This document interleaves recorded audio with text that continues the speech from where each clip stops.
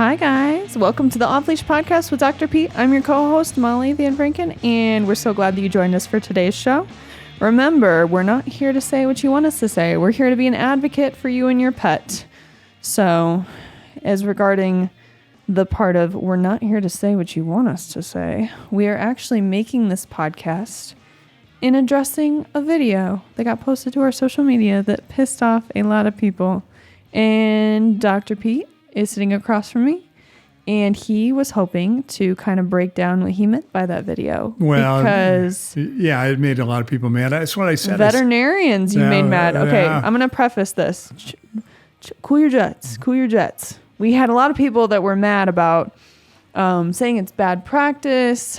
The general gist of the video, for those of you who don't know, is he basically said, I don't give a shit what the American Heartworm Association says. I don't think you need to be heartworm testing dogs every 6 months. Well, every year. Their recommendation is every year. In fact... Well, you said that someone got on stage and said every 6 months. Well, somebody got on stage a number of years ago and thought maybe you ought to be doing it every 6 months. And I said, well, this is ridiculous. Every 6 months is ridiculous, especially if they're on heartworm preventive. If you got them tied out in the woods and they have no heartworm preventive, yeah, you probably ought to check them every 6 months because that's a lot of mosquito exposure.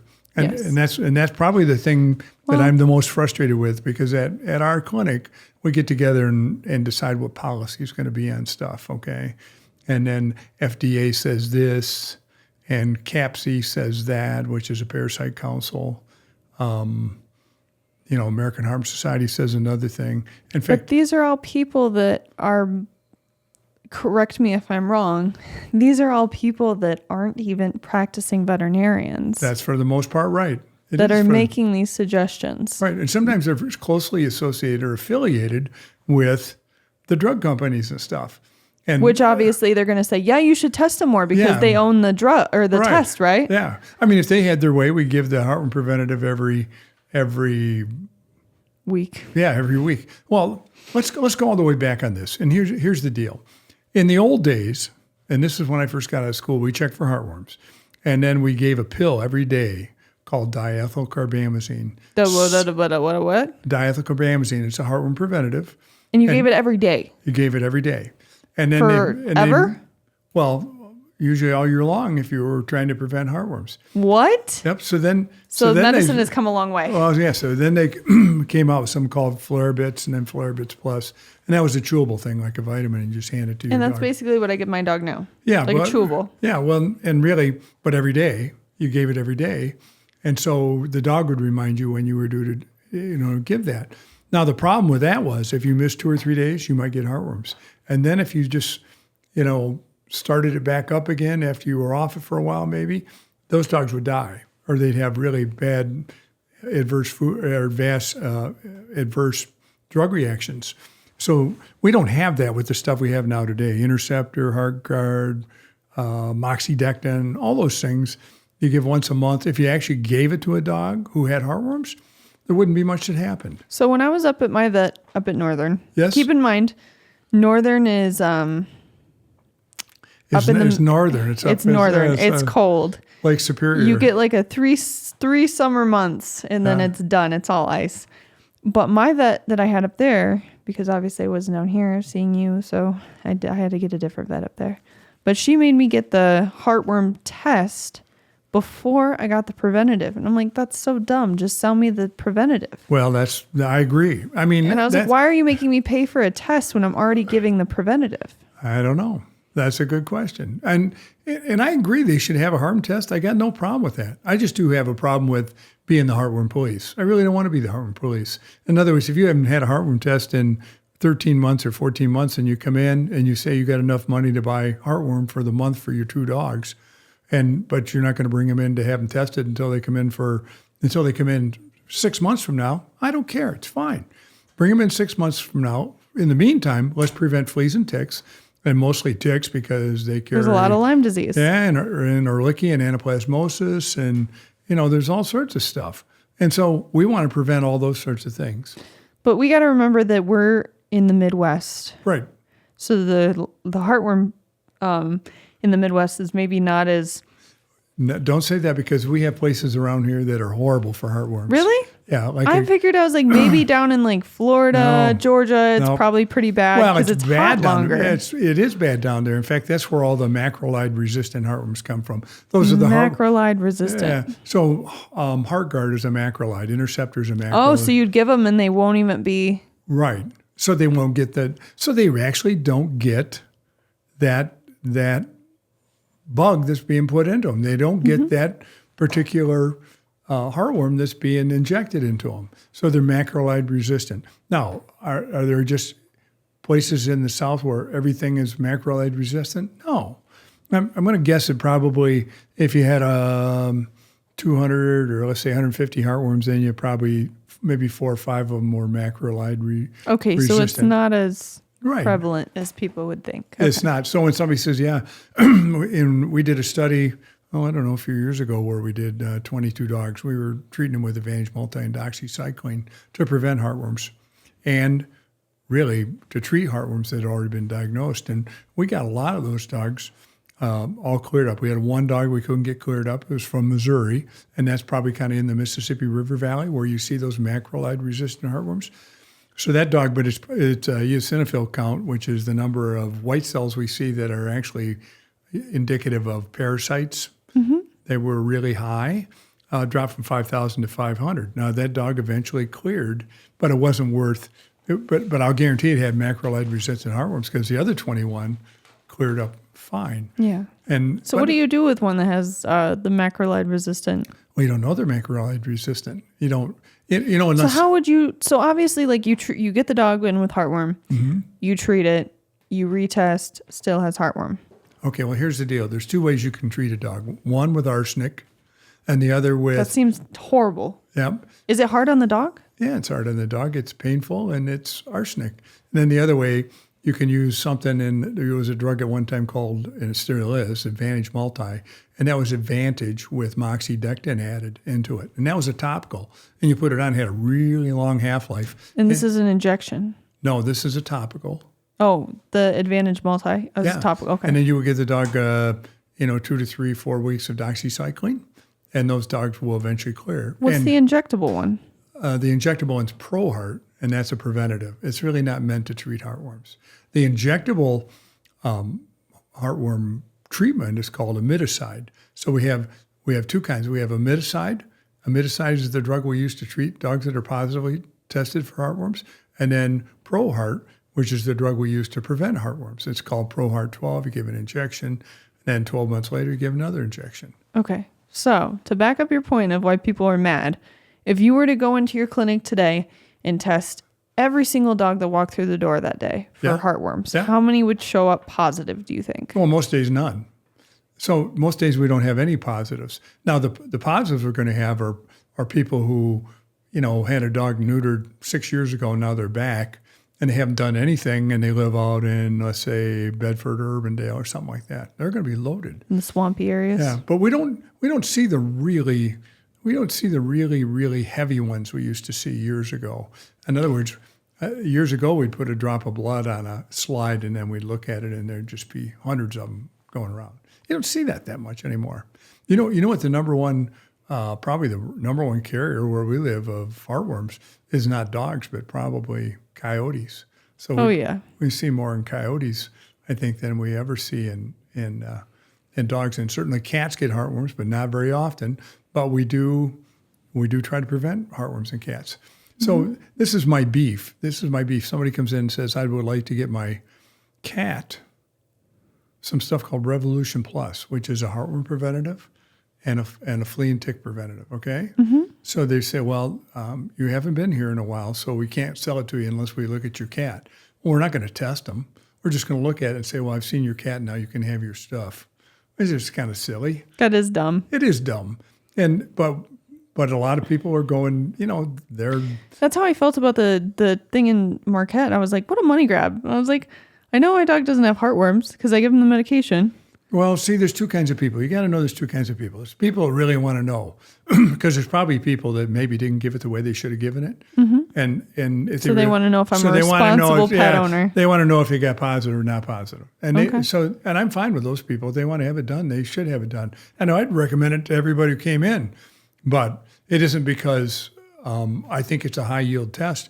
I think if somebody's given 12 months of preventative before, it's a low yield test. It doesn't going to yield stuff very often.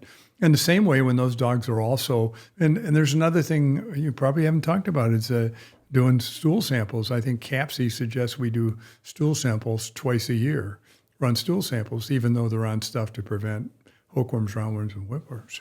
So that's kind of crazy too. I feel like you'd know if your dog had roundworms, hookworms. No, you don't really know. You don't really know. Whenever my dogs would get like liquid diarrhea, I would take them in with a stool sample and it'd be some type of parasite. Yeah, but it's not, no, it'd be some sort of bacteria like Clostridium perfringens or something like that. Okay. You've never had hookworms, roundworms, or whipworms in any of your dogs. I think I had hookworms in Ren. When you first got her. Yes. Yeah, well, that's one thing. Because she had loose stools. And I was like, what is her deal? From her mother. So she got him from the kennel she was at. Down in Missouri. Yeah. It wasn't like she ordered a mail order and ate them. No. That's what Maria, one of the opera singers used to do that. Order a tapeworm from South America, and then that would be, she couldn't get the weight drop, so she ordered a tapeworm, yeah. And the tapeworm made her drop weight. Yeah, just for the records, tapeworms don't do that at all in dogs, at least up here. The tapeworms up here are from eating rodents or from eating fleas. Yeah. But anyway, that's my whole thing. I'm not against heartworm. I'm against being the heartworm police. That's what I'm against, being the heartworm police. You can't have this. Police. You can't have this. And really, here's the issue, Molly. One of the things that happens is they come in and they want to get this. So somebody says, no, you can't have it. So they say, what am I going to do for my heartworms with this dog and stuff? I said, well, in 4 weeks we can get you in for to have a test. Mm-hmm. Now, I think some of the people are saying that maybe at their practices they don't have, that the dogs come in for Heartworm checks without seeing the doctor. That doesn't. That never happens at our place unless it's some sort of an emergency for a health certificate or something. Right. You see the veterinarian, because let me tell you, my beef about that is somebody comes in for a Heartworm check and they tell them their dog's negative, but the dog's 30 pounds overweight, and we don't talk about the dog being 30 pounds overweight. That will kill a dog. They're 30 pounds overweight, that'll kill them. That obesity kills more dogs than heartworms. Oh, sure. I would almost guarantee, and I don't know that there'd be anybody that'd really argue with that too much. But every dog that I saw that worked at your clinic, not every dog, but like 90% of them were obese. No, I wouldn't say. Well, you're critical about it, but I think the thing you got to really look at here is what we take an oath when you graduate. They make you take an oath as a practicing veterinarian that you'll help people's pets. That's what you take the oath for. I don't take an oath with the FDA. I don't take an oath with the CAPSI. I don't take an oath with Zoetis. I don't take an oath with, what am I leaving out? AFCO. Yeah. Yeah. Fuck them. No. And any of these people. I'm not taking an oath with these people. We run our practice the way we think our practice ought to be run for the things we see most commonly. Do we see heartworms? Yes. We do thousands of heartworm tests every year. Thousands. And for the most part, the only ones we ever find that come back positive are ones where people haven't been in the clinic for 3 or 4 years. Yeah.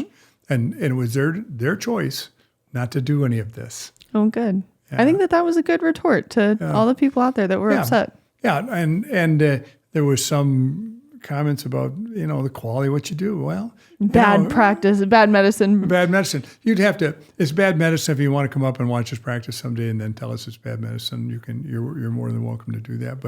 But I wouldn't say, most of the time when you're going to make a judgment on what somebody's capabilities are, you ought to see what they do for it. Exactly. Yeah, because most of the time we're doing really exemplary work. But I'm much more interested in selling somebody. They get 3, and this is what we're seeing right now. We're seeing people come in, they got enough to pick up preventative for 1 month for their for 2 dogs. Yeah, they buy it every month. They come in and buy the 2 pills, buy the 2 pills, buy the 2 pills. I know that's strange, but I think everything's gone up in price and everything. It's so expensive. It is so to expensive own a dog now. It is so expensive now that sometimes people buy cheap preventative. Well, I don't know. There is cheap preventative and there's generic preventatives, but they work probably just as good as some of the more expensive ones. The cheap preventatives would just be heartworms and probably 2 or 3 intestinal parasites. There's something called Milbegard, which is fairly inexpensive. And I sell that all the time to people who are working on a budget and stuff. Yeah. But you're not going to sell them a heartworm test. Right. If they're... Well, I'm not going to deny them. I don't mind selling them a heartworm test. I am not going to deny them the ability to prevent heartworms for this month or the next month or the next month. Without getting a test. Yeah, and when they get their check, I'm just fine doing it where when their tax money comes back, they can get all the dogs heartworm tested. And more than happy to do it. And Lyme, Ehrlichia, and Anaplasmosis. We see a lot of that too. But you got to figure out what you're seeing in your. And I've told people this before. If I worked in Florida, I'd be a piss poor veterinarian for the first year because I'm not familiar. If I worked in California, piss poor veterinarian for a year. Montana, piss poor veterinarian for a year. But you're a good one for Michigan. Well, because I work here, and I can tell you just about, August 15th is when ragweed and goldenrod pollinate. You're going to see atopy. But that's where we live. And if you go 500 miles south of here, different story. Very different, yep. Different stuff. So please don't get the idea we don't try to prevent those sorts of things. But I'll be honest with you, I don't have an awful lot of clients. If we have a client that has an indoor cat, we probably don't. And this is what CAPSI would say, you got to run fecals on that cat twice a year. Yep. We don't run very many fecals on cats that live in houses that never leave the house. Every once in a while, but not 2 times a year. And I don't think hardly anybody does. No. I couldn't see that either. Yeah, even though CAPSI says we should do that. I should tell you one story real quick. So Dr. Ellis, bless his heart, he's gone now, but he was always quoting the American Heart Society says this, American Heart Society says that. And so what we did, we finally got tired of hearing it. So we looked to see what it cost to sign him up for the American Heart Society. So we sent $30 in and made him a member of the American Heart Society. And we gave him unbelievable credentials. He was a PhD parasitologist, and he'd worked overseas, to... Oh, my gosh. You're an asshole. Yeah, pretty much. I would not... Was he happy about it? I got this thing, and he says, thank you for joining. Because he came to our meeting one day, and he says, well, I got this thing where it says I joined the American Heart Society. And there's nothing wrong with belonging to the American Heart Society. It's, I think for people who see a lot of heartworms, it's probably where they get most of their really good information. That's fine. But they're casting out this thing about this is what everybody needs to do. But Dr. Ellis got that thing, and we told him, Dr. Ellis, you may end up being president of that association with the credentials we gave you. And he was pissed. Oh, I can imagine. But we had a good laugh for $30. That's right. Yep. It was all worth it. That was important. That was an important thing for us. Good. Well, I'm glad that we're able to do this retort video. Let's get some outro music going. And we sure appreciate you guys listening along with us today, even though it was a little short one. We were able to share some information and peace of mind to help you love your animals as much as they love you. Don't forget, always treat the treatable, heartworm preventative, and prevent the preventable. Well, we could make it a really long podcast by playing that whole album, the Marvin Gaye album? Marvin Gaye album, yeah. So, we're not going to do that. We're also not going to be the heartworm police. Okay. Hey, and I got my Kevlar vest on, so have at her when you watch this. That's right. Thanks, guys. We'll catch you on the next one. Bye-bye.